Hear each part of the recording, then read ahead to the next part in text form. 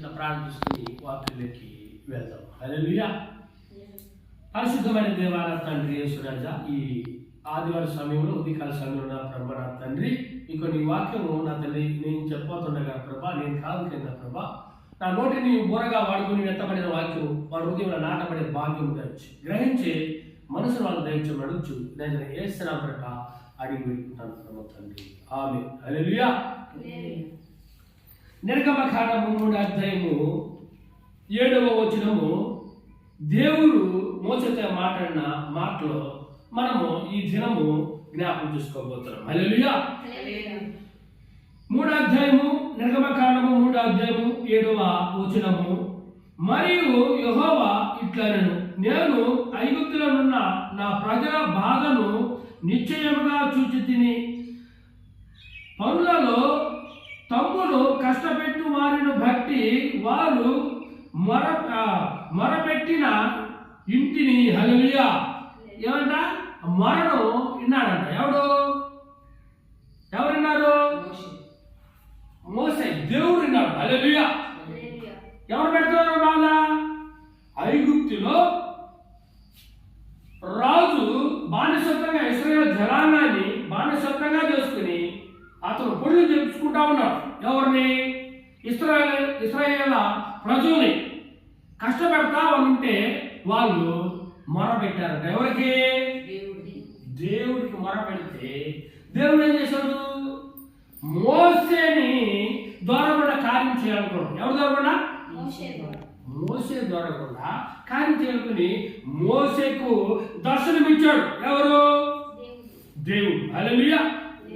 ఒకసారి నిర్గమకాండము 3వ అధ్యాయము 1వ వచనము మోసే మిద్యాను యాజకుడైన ఇత్రో అను తన మామ మందను మేపుచు ఆ మందను అరణ్యంలో అవతలకు తోలుకొని దేవుని పర్వతమైన హోరేబునకు వచ్చాను. హల్లెలూయా. ఎక్కడ వచ్చాడంట? హోరేబు. వాళ్ళ మామ మంద మేపగా హోరేబునకు వచ్చి ఆ దేవుని పర్వతం మీద మేపుతా ఉన్నాడు. హల్లెలూయా. ఎక్కడ మేపుతున్నాడు?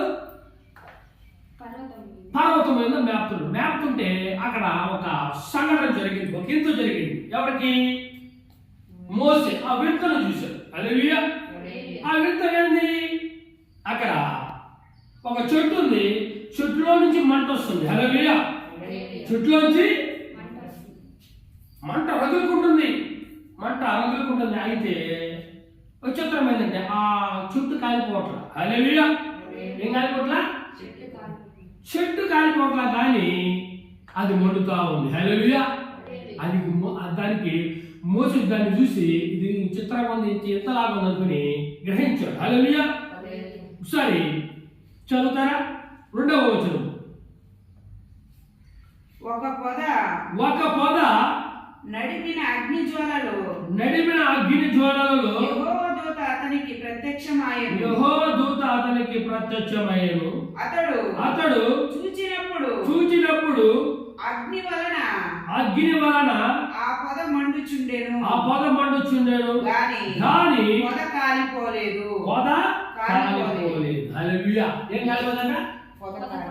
పొద కాలిపోవట్లేదు, అయినా మంట మాత్రం మండుతా ఉంది అక్కడ.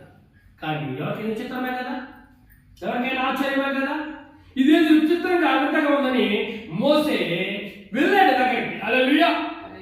వెళ్ళినప్పుడు అక్కడ అతను వెళ్తా ఉన్నాడు, కానీ అతను పాదములకు చెప్పులేసుకున్నాడు. హల్లెలూయా. అక్కడ ఆ అగ్నిలో చెట్లో నుంచి ఒక స్వరం వినపడుతూ ఉంది. ఏమని? మోసే నీ పాదములకు చెప్పులున్నది, ఇది పవిత్రమైన స్థలం. హల్లెలూయా. పవిత్రమైన స్థలం. దేవుడు ఎక్కడైతే దర్శిస్తాడో అది పవిత్రమైన స్థలమే. హల్లెలూయా. చూడు, ఈ మందిరం కట్టుకున్నాము, ఈ మందిరంలో మనము చెప్పులు వేసుకొస్తామా? హల్లెలూయా. వేసుకున్నాం. ఎందుకని?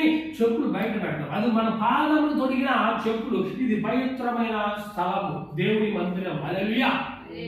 దేవుడు ఎక్కడైతే దర్శిస్తాడో అది పరిశుద్ధమైన స్థలం అవుతుంది. హల్లెలూయా. అందుకని మనము చెప్పులు తీసి లోపలికి వస్తాం. హల్లెలూయా. అందుకని దేవుడు ఏం చేశాడంటే అది దేవుడు దర్శించిన స్థలము, అక్కడ పరిశుద్ధమైన స్థలము. అక్కడ మోసే ఏం చేస్తాడు? పాదము చెప్పులు వేసుకొస్తాడు. కాబట్టి మోసేని ఆ చెప్పులు దిగమన్నాడు. హల్లెలూయా. చూడు మరలా చదవండి 3వ వచనము. అప్పుడు మోషే ఆ పొద ఎలా కాలిపోలేదు నేను ఆ తట్టు వెళ్ళి ఈ గొప్ప వింత చూచిదమని అనిను. దానిని చూచుటకు అతడు ఆ తట్టు వచ్చుట యెహోవా చూచెను. దేవుడు ఆ పొద నడుము నుండి మోసే అని అతనిని పిలిచెను. అందుకతడు చిత్తము ప్రభువా అనేను. హల్లెలూయా. చూడు ఏమన్నాడు అక్కడ? చిత్తము ప్రభువా అన్నాడు. అప్పుడు మోసే ఎవరు మాట్లాడాడు? దేవుని మాటని ఏదో దేవుడు మాట్లాడుతున్నాడు. చిత్తము ప్రభువా, సెలవు అని ఆ మాట చిత్తము ప్రభువా అన్నాడు. హల్లెలూయా. అప్పుడు దేవుడు ఆ చెప్పులు తీయమన్నప్పుడు చెప్పులు తీసి అతను వచ్చాడు. హల్లెలూయా. చెప్పులు తీసి అక్కడికి వెళ్ళాడు. హల్లెలూయా. వెళ్ళినప్పుడు దేవుడు అతనితో మాట్లాడుతున్నాడు. ఏమని మాట్లాడుతున్నాడు? ఇదిగో ఐగుప్తు దేశంలో నా ప్రజలు అక్కడ బానిసత్వంగా ఉండి అనేక పనులు చేపిస్తా బాధపడతా ఉన్నాడు ఫరో రాజు. అతని నుంచి ఇడిపించుకొని రావడానికి నిన్ను పంపుతాడు. హల్లెలూయా. ఎవరు పంపుతారు? మోసేని పంపుతాడు. అప్పుడు మోసే అన్నాడు, నేను వెళ్ళి ఏం చెప్తే వాళ్ళు నమ్ముతారు? హల్లెలూయా. ఏ దేవుడు నిన్ను పంపించిందంటే నమ్ముతారా? ఎలా ఉంటాడో కూడా నాకు తెలియదు ఆ దేవుడు. కానీ నేను వెళ్ళి ఎలా నేను చెప్పడం, వాళ్ళు నమ్మే విధంగా నేను చెప్పడము అన్నాడు. ఎవరు? మోసే అన్నప్పుడు అతను అన్నాడు, నేను నీ తండ్రికి దేవుణ్ణి, అబ్రహాముకు దేవుణ్ణి, అబ్రాహాము దేవుడు, ఇస్సాకు దేవుడు, యాకోబు దేవుడు ఉన్నవాడు అని చెప్పాడు. హల్లెలూయా. ఏం చెప్పాడు? అబ్రహాము దేవుడు, ఇస్సాకు దేవుడు, యాకోబు దేవుడు నాకు ప్రత్యక్షమై చెప్పాడని చెప్పాడు. నీ ఏ పేరు చెప్పాలంటే యెహోవా అన్న. హల్లెలూయా. నా పేరు యెహోవా అని చెప్పమన్నాడు. హల్లెలూయా. చెప్పాడు కదా, ఒకసారి చెప్తామా? 4వ వచనం కానీ చదువుకుంటారండి. మనము ఎంత 7వ వచనం కానీ 6వ వచనం చదువుకుంటారండి. మరియు ఆయన నేను నీ తండ్రి దేవుడను, అబ్రహాము దేవుడను, ఇస్సాకు దేవుడను, యాకోబు దేవుడను అని చెప్పగా మోసే తన ముఖమును కప్పుకొని దేవుడి వైపు చూడవెళ్ళెదను.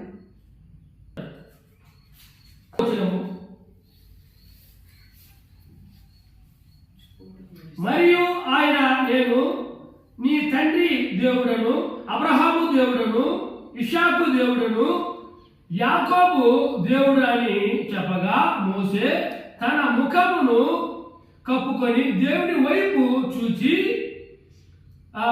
చూచెను. మరియు యెహోవా ఇట్లనెను, నేను ఐగుప్తులో ఉన్న నా ప్రజలను బాధను నిశ్చయముగా చూచితిని.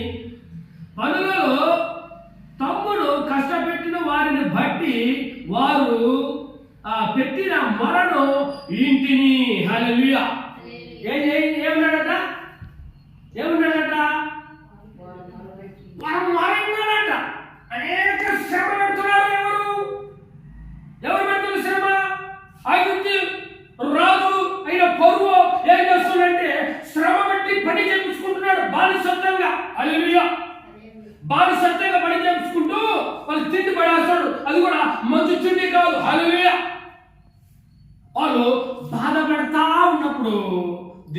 ఆనాడు దేవుడికి మొర పెడుతున్నప్పుడు దేవుడు విన్నాడు. హల్లెలూయా.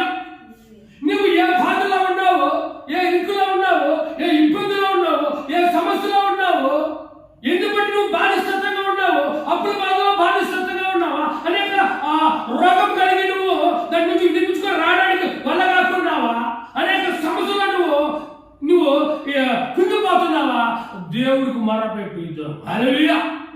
దేవుడికి మొరపెడితే నీ బాధ నిశ్చయంగా దేవుడు ఎదురాదు, నీ మొరని బాధని విని నీ బాధ అన్నిటిని తీర్చాడు. హల్లెలూయా. తీర్చాడా? ఐగుప్తు దేశం బాధపడతా ఉంటే దేవుడిని ప్రార్థిస్తే మోసేని లేపాడు. హల్లెలూయా. మోసేని వెళ్ళమంటే మోసే భయపడ్డాడు. మోసే వెళ్ళడానికి. ఎందుకంటే నేను ఎంత వాడిని, నేను వెళ్ళి ఐగుప్తు రాజుగారిని చూసి నేను అతనితో సవాల్ చేసి మన ప్రజలు తీసుకురాగలనా అని ఎంతటి వాడిని భయపడ్డాడు. ఎవరు భయపడ్డాడు? మోసే. సారీ, 4వ నిర్గమకాండము 4వ అధ్యాయము 2వ వచనం చదువుతారా? యెహోవా నీ చేతిలోనిది ఏమిటని అతను అడిగాను. అందుకు అతడు కర్రానెను. అప్పుడు ఆయన నేలను దాని పడవేయవలెను. అతడు దాని నేల పడగానే అది పామాయను. మోసే దాని నుండి పారిపోయాను. అప్పుడు యెహోవా నీ చెయ్యి చాపి దాని తోక పట్టుకొనగా అతడు తన చెయ్యి చాపి దాన్ని పట్టుకొనగానే అది అతని చేతిలో కర్రాయను. హల్లెలూయా. ఏమయ్యాను? ఇప్పుడు ఇతడు నువ్వు వెళ్ళంటే నేను వెళ్ళాను. నేను వెళ్ళి ఐగుప్తు దేశం వాళ్ళందరిని ఎదిరించి, రాజును ఎదిరించి నేను తీసుకురాగలనా, నా వల్ల అవుతాడా అన్నాడు. ఇంకా మనం మాట్లాడాడు, నేను నత్తివాడిని అంటే దేవుడు ఏం చేశాడంటే తోడుకి అహరోను పంపించాడు. మోసే వాళ్ళంటే పంపించాడు. హల్లెలూయా. ఇతను వెళ్ళాలంటే ఇతని చేత ఒక సూచిక్రియ చేయించాడు. హల్లెలూయా. ఏం చేశాడు? నీ కర్రలో ఉంది, నీ చేతిలో ఉంది, ఏం చేశాడు? కర్ర అన్నాడు. కర్ర పడేసినప్పుడు ఏమైంది? పాము ఏం చేసి మోసే పరుగు ఒకే పరుగు భయపడిపోయాడు. హల్లెలూయా. మోసేని పిలిచి మోసే ఆ పాము తోక పట్టుకున్నాడు. హల్లెలూయా. పట్టుకున్న మరలా ఏమైంది? అప్పుడు ఇతను విశ్వసించాడు. ఎవరు? మోసే. నిజంగానే దేవుడే, నిజంగానే ఇతను మన తోడు ఉన్నాడు అనుకుని అతను పంపించినప్పుడు వెళ్ళే ముందు ఒక మాట చెప్పాడు, నువ్వు వెళ్ళు, నా హస్తము ఐగుప్తు దేశంలో ఉంటుంది. హల్లెలూయా. అతను పంపించేలాగా నేను చేస్తాను. వెళ్ళి మోసం వెళ్ళినప్పుడు అనేక తెగులు రప్పించాడు. పొరుగు నమ్మలా, పంపిమంటే వినలా, లెక్క చేయలా, అనేక 10 తెగులు రప్పించాడు దేవుడు. హల్లెలూయా. ఎన్ని తెగులు? 10 తెగులు రప్పించినప్పుడు అప్పుడు విన్నాడు. హల్లెలూయా. ఎన్ని తెగులు రప్పించాడంటే ఒకనాటి తెగులు కాదు. హల్లెలూయా. కనబడేసి పావైంది. ఆయన మంత్రములు కూడా చేశారు, వాళ్ళ మంత్రములు కూడా చేశారు. తర్వాత మళ్ళా నీళ్లు నెత్తురుగా మార్చాడు, ఇంకా అప్పలు రప్పించాడు, ఇంకా మెడతలు రప్పించాడు, ఇంకా అదే ఇసుక ప్రేమలాగా చేశాడు, అనేక తెగులు రప్పించాడు. ఒక 2-3 రోజులు ఇంకా నైట్ వెలుతురు లేకుండా చేశాడు. హల్లెలూయా. అనేక విధమైన తెగులు రప్పించిన వినకపోయే లోపల ఒక తెగులు లాస్ట్కి వాళ్ళు ఉప్పుకునేస్తారు, పంపిస్తారు. ఏమని? ప్రతి ఒక్క జ్యేష్ఠ కుమారుడు, అది బరుగుడైనా ఏదైనా మనుషులైనా మొట్టమొదటిగా పుట్టిన మనిషి అయినా మొట్టమొదటిగా పుట్టిన పశువైనా మరణిస్తారని చెప్పాడు. అప్పుడు ప్రతి ఒక్క ఇంట్లో దుఃఖము, బాధ, ఇంకా కన్నీరే. అప్పుడు అందరూ కలుసుకొని పంపిస్తాను ఒప్పుకున్నారు. హల్లెలూయా. అక్కడ పంపించాడు దేవుడు ఎవరిని? మోసేని. ఆ దేశాన్ని గడగడాలాడించి ఆ ప్రజల్ని, ఐగుప్తు దేశమైన ప్రజల్ని కనాను తీసుకొచ్చేలా చేశాడు. హల్లెలూయా. నువ్వు ఈ దినము ఇంకా నీవు ఒక బాధని జయించలేకపోతున్నావా? నీకు మనసు అంటే లేకుండా ఇబ్బంది కలిగి ఉన్నావా? అనేక సమస్యలు ఉన్నావా? అనేకమైన ఎవరు చెప్పినా తీవ్ర బాధ నీ హృదయంలో ఉందా? ఈ దినము నువ్వు దేవుడికి లోబడు. హల్లెలూయా. దేవుడికి లోబడి నీవు వెళ్ళి నీ గదిలో వెళ్ళి ప్రార్థించు. క్రమం తప్పకుండా దేవుని మందిరానికి వస్తుంది. హల్లెలూయా. అప్పుడు నీలో మార్పు నువ్వే చూడగలవు. ఎందుకని? మోసే లోబడిన దేవుడికి అనేక అద్భుతాలను దొరకడం చేశాడు. నువ్వు లోబడితే నువ్వు సమస్య ఏదైనా, ఇంకైనా ఇబ్బంది అయినా, సమస్యలు అనేక రకరకాలుగా ఉండొచ్చు. ఆ సమస్య నుంచి విడిపించేవాడు సముద్రం ఎవరైతే? మన దేవుడే, మన తండ్రి. హల్లెలూయా. అతనికి అసాధ్యమైనది ఏది కూడా లేదు. సమస్తము సాధ్యం. హల్లెలూయా. ఇక మాటలు దేవుడు ఫలించి అభివృద్ధి పరచును గాక. ఆమేన్. హల్లెలూయా.